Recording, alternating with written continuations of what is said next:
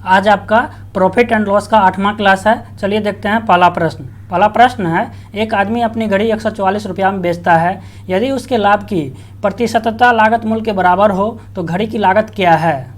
घड़ी का क्रय मूल्य जितना है प्रतिशत लाभ जो है उसके बराबर है। यदि हम लोग क्रय मूल्य x रुपया मान लेते हैं तो परसेंटेज प्रॉफिट आपका x प्रतिशत होगा। हम लोग मान लेते हैं CP जो है आपका x रुपया है, तो प्रॉफिट कितना हो जाएगा? x प्रतिशत हो जाएगा। SP कितना हो जाएगा? आपका SP हो जाएगा CP प्लस प्रॉफिट। SP कितना दिया हुआ है? 144 रुपया दिया हुआ है, बराबर 144 के। यहाँ से आपका SP हो जाएगा x प्लस x गुना x बटे 100 बराबर 144 के। x रुपया पे जो है x प्रतिशत का प्रॉफिट हो रहा है घड़ी को बेचने पे। चलिए आगे देखते हैं। 100x प्लस एक्स स्क्वायर बटे 100 बराबर 144। एक्स स्क्वायर प्लस 100x बराबर 144 गुना 100। X square plus 100x minus 14400 बराबर 0।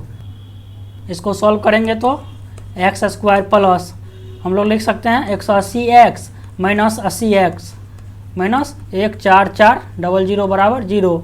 180 गुना 80 कीजिएगा तो आ जाएगा आपका 14400 और 180x में से 80x घटाइएगा तो 100x आ जाएगा आपका। यहाँ पे x कॉमन लीजिए, x प्लस 180 माइनस 80 कॉमन लेंगे तो x प्लस 180 हो जाएगा यहाँ पे बराबर 0।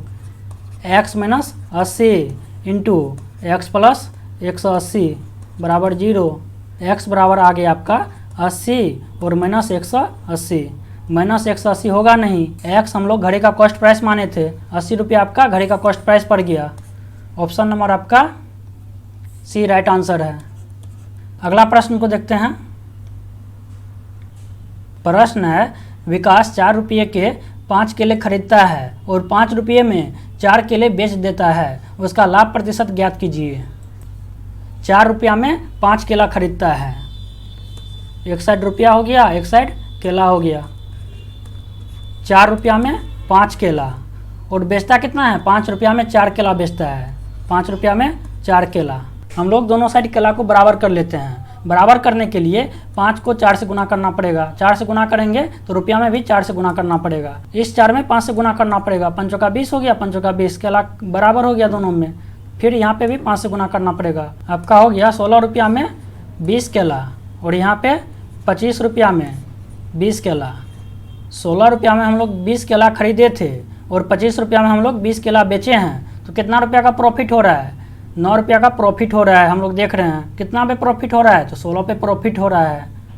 प्रॉफिट आपका 9 रुपया हो रहा है। कितना पे हो रहा है? तो 16 पे हो रहा है। परसेंटेज प्रॉफिट कर रहा था निकालने के लिए। परसेंटेज प्रॉफिट बराबर 9 बटे 16 गुना 100। 4 चौका 16, 25 चौका 100, 25 नमा 225 बटे 4। सॉल्व कीजिएगा इसको, आ जाएगा आपका 56.25%। ऑप्शन नंबर आपका डी राइट आंसर है। अगला प्रश्न को देखते हैं। प्रश्न है, एक पुस्तक विक्रेता किसी पुस्तक को 10% लाभ पर बेचता है। यदि वह उसे 4% कम मूल्य पर खरीदता है एवं 60 पैसे अधिक पर बेचता है तो उसे 18.3/4% लाभ होता। पुस्तक को विक्रेता ने कितने रुपये में खरीदी थी? पुस्तक का हम लोग को क्रय मूल्य निकालना है। पुस्तक को 10% के लाभ पर बेचता है। कह रहा है यदि 4% कम मूल्य पे खरीदता और 60 पैसा अधिक पर बेचता तो उसको 18.3/4% का लाभ होता है। तो हम लोग को CP निकालना है पुस्तक का। चलिए देखते हैं। 10% के प्रॉफिट पे पुस्तक को बेच रहा है। कॉस्ट प्राइस हम लोग मान लेते हैं 100x है। सेलिंग प्राइस कितना हो जाएगा? 110x। आगे आपका कह रहा है यदि पुस्तक को 4% के कम पे खरीदता तो माइनस 4%। 100x का 4% निकालिएगा तो माइनस 4x। तो नया वाला कॉस्ट प्राइस कितना हो जाएगा? 96x हो जाएगा। तो प्रॉफिट कितना का हो रहा है इस पे?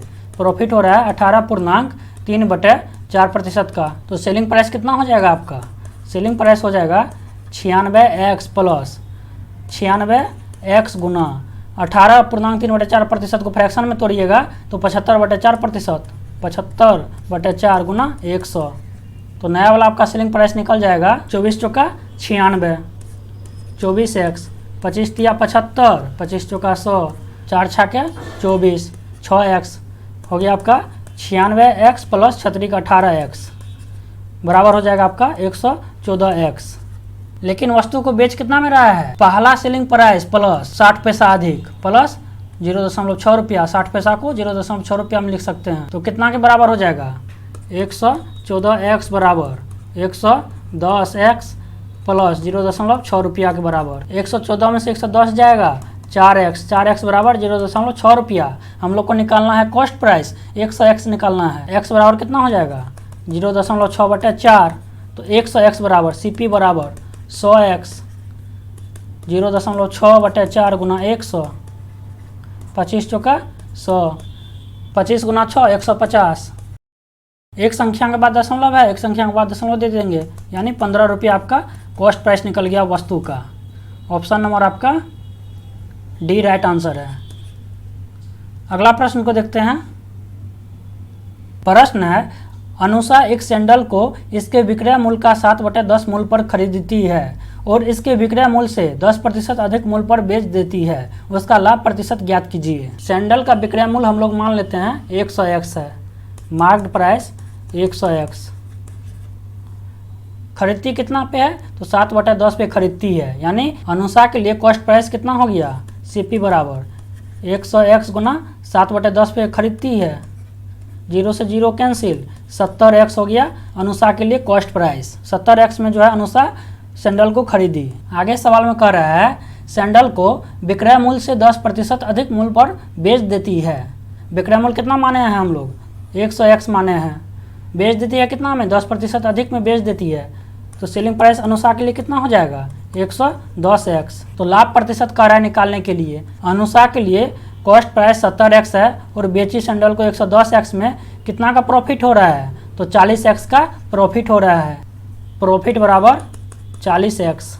तो परसेंटेज प्रॉफिट बराबर 40x बटे कॉस्ट प्राइस कितना है? 70x है अनुषा के लिए। 70x गुना 100, 0 से 0 कैंसिल, x से x कैंसिल, 400/7। सॉल्व कीजिएगा इसको, आ जाएगा आपका 57.14%। ऑप्शन नंबर आपका बी राइट आंसर है। अगला प्रश्न को देखते हैं। प्रश्न है, 1 रुपये में 40 पिने बेचकर एक दुकानदार 25% का घाटा करता है। 20% का मुनाफा प्राप्त करने के लिए उसे 1 रुपया में कितनी पिने बेचनी चाहिए? 1 रुपया में 40 पिन बेचता है, 40 पिन 1 रुपया में बेचता है। एक पिन कितना रुपया में बेचेगा? 1/40 रुपया में बेचेगा। 1/40 रुपया में एक पिन बेचने पर 25% का घाटा होता है, लॉस हो जाता है आपका 25% का। तो सेलिंग प्राइस कितना हो जाएगा? 75%। Cost price 100%। फिर कह रहा है 20% का मुनाफा प्राप्त करने के लिए उसे 1 रुपया में कितनी पिने बेचनी चाहिए? 20% का मुनाफा प्राप्त करने के लिए तो नया वाला सेलिंग प्राइस कितना हो जाएगा? 120%। हम लोग को 120% निकालना है। चलिए देखते हैं। तो 75% बराबर पुराना वाला सेलिंग प्राइस 1/140 रुपया, यानी 1 रुपया में 40 पिन बेचता था। नया वाला सेलिंग प्राइस 120% बराबर 1/40 गुना 75 गुना 120, 40 दिया 120, 3 से भागा दीजिएगा 75 में, 25 बार में कटेगा, यानी 1/25 रुपया हो गया। यानी 1 रुपया में 25 पिन बेचेगा तो उसको 20% का प्रॉफिट होगा। 1 रुपया में आपका 25 पिन बेचेगा तब उसको 20% का प्रॉफिट होगा। ऑप्शन नंबर आपका बी राइट आंसर है। अगला प्रश्न को देखते हैं। प्रश्न है, एक दुकान में 9 नारंगी की कीमत 5 सेब के बराबर, 5 सेब की कीमत 3 आम के बराबर, 4 आम की कीमत 9 नींबू के बराबर है। यदि 3 नींबू की कीमत 48 पैसे हो तो 1 नारंगी की कीमत क्या होगी?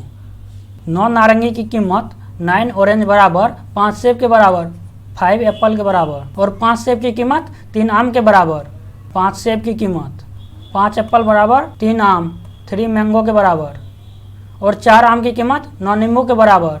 4 आम की कीमत जो है 9 नींबू के बराबर है। 4 मैंगो बराबर 9 नींबू के बराबर 9 लेमन, और 3 नींबू की कीमत कितना है? 48 पैसे है। 3 नींबू की कीमत 48 पैसे है। तो 1 नींबू की कीमत 48/3 16 पैसा हो गया 1 नींबू का कीमत। हम लोग को पूछ रहा है 1 नारंगी की कीमत क्या होगी? ऑरेंज बराबर यहाँ से कितना हो जाएगा, ऑरेंज बराबर 5/9 एप्पल, और यहाँ से आपका एप्पल बराबर हो जाएगा आपका 3/5 मैंगो, और मैंगो बराबर यहाँ से हो जाएगा आपका 9/4 लेमन। एक मैंगो का कीमत हो गया 9/4 लेमन, तो लेमन का कीमत कितना है, 16 पैसा है। 9/4 गुना 16, 9/4 गुना 16, 4 चौका 16, 36 पैसा आपका मैंगो का कीमत निकल गया। एप्पल का कीमत कितना हो जाएगा, 3/5 गुना 36। हम लोग यहाँ से एप्पल का कीमत निकाल लेते हैं। एप्पल बराबर 3/5, मैंगो का कीमत निकल गया 36 पैसा गुना 36। तो ऑरेंज बराबर करा निकालने के लिए, ऑरेंज बराबर कितना है, 5/9 एप्पल। ऑरेंज बराबर 5/9 एप्पल। एप्पल का कीमत यहाँ से निकल गया है 3/5 गुना 36, यहाँ पे रखिएगा 5/9 गुना 3/5 गुना 36, 9 चौका 36, 5 एकम 5, यानी 4 12। 12 पैसा एक ऑरेंज का कीमत है, 12 पैसा निकल गया एक ऑरेंज का कीमत। ऑप्शन नंबर आपका ए राइट आंसर है। वीडियो अच्छा लगे तो लाइक शेयर और सब्सक्राइब जरूर करें। धन्यवाद।